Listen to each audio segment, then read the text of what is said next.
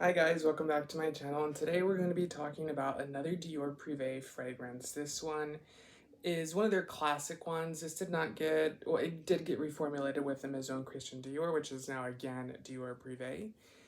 This one is one that came out in 2004, and it was actually designed and crafted by Annick Menard, which is one of my favorite perfumers out there. She's very good at it. So the one we're talking about today is this guy, and this is Bois d'Argence, and this is the Eau de Parfum version 2022 formulation. So the newest formulation. This fragrance is actually getting reformulated by Francis Derkachat.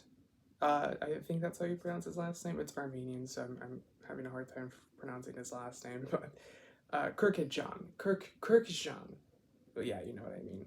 So, anywho, he's a new in-house perfumer now that Francois Demachy did retire from the house of Dior. He did create this formulation, so it's not the exact same formulation as this was an Eau de Cologne when it first launched. They are coming out again with, I don't know if it's going to be Eau de Cologne, I'm assuming it is, but that's what he is doing, Francis. And he's also going to be working on the fragrance that he came out with, Au Noir, and then also, I believe, Cologne Blanche is being redone, so that's really, really neat. I have not gotten to smell Cologne Blanche. I never got the opportunity to, but I did get to smell Au Noir. It was a really nice fragrance, very artistic, but I didn't get to get that one either. Anywho, we're going to go over the top notes of this fragrance. So the top notes for this guy are frankincense. Your heart notes are going to be myrrh, patchouli, and Florentine iris absolute. So that is a really nice note combination that is in this fragrance. It creates that like powdery, lipsticky vibe, but it's not like Dior Homme where it's, that, I don't know how to describe it, that like sharp, clean iris. This one's more of a powdery, traditional, sophisticated iris, essentially. The base notes are going to be amber, woody notes. It doesn't describe what notes, but I do get cedar in here.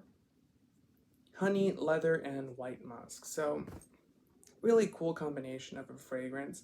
It is a classic scent for sure. It is one of those that I would definitely say it's more of a dressy up fragrance. So it is one that is more of a dress up fragrance essentially. So you could wear this as a casual fragrance as well. I do feel like it gets lost in that sense. They are pretty expensive. So this size here, which is the 8.6, I believe, it's hard to say. I have the box, but these don't, yes, it says inside 8.4, so 250 mils for this guy.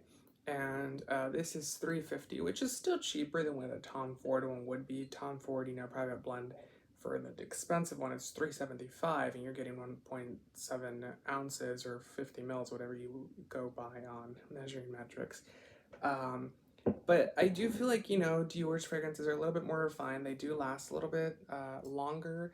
This does become more of a skin scent, so the projection's not that great, but it does stay. So if that makes any sense, so you won't get that like sillage, that like woof when you walk by, or you will get it when you walk by. I should re-say that, but it's not going to be one of those that you can smell for tons of hours and be really strong. So it is office friendly. I'd say it's good for someone that has allergies as well. It is a beautiful scent. It's a classic scent. It is classically Dior, so it does have that Dior floral note at the base. And this is with all Dior fragrances. They all kind of have this like base note. It's not as strong as the aldehydic, base family note that Chanel has in their fragrances, but it is definitely one that you can still tell that it's a Dior Privé fragrance nonetheless. It is, like I said, being reformulated, so that's why I went out and purchased this bottle, and I also wanted to review it for this channel. But I did want the actual formulation that Francois Demachy created, and then I wanted to see what the changes would be, which I believe those are launching in late June, early July. I hope it's sooner, and I will definitely get it and do a comparison between both of them once that one is launched. But essentially, he's going to bring it back to what the fragrance smelled when it first launched, which is pretty exciting.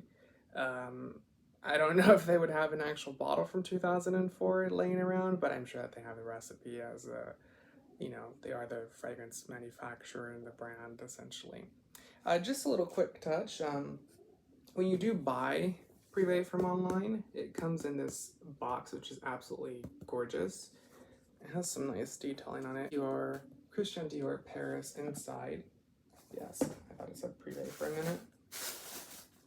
So this is just an example. This isn't the actual box for this fragrance in particular. So it's Udas Baham's box, but they come like that, and you pop off the top, and you have this little like velvet. It's not styrofoam, but it's like a, you know, fake type of velvet. Essentially, I don't think it's real. Inside of it, so that's how that is packaged. So they are pretty boxes. They're very simplistic. They are a paper type of material. I'm assuming this is to be more environmentally friendly, since Dior is going down that route now, as well as, you know, multiple other brands. Like, it's really hard to explain. When I buy a Tom Ford fragrance, I definitely tend to have regrets for purchasing it because it's just so expensive, and you kind of sit there and you're like, this isn't that unique.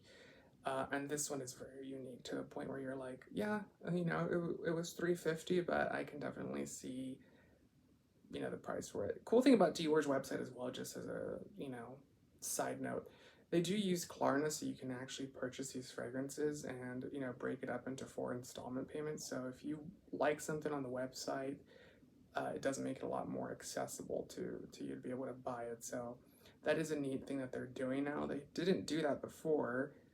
But I see a lot of the websites actually starting to do that. So just a little pointer there.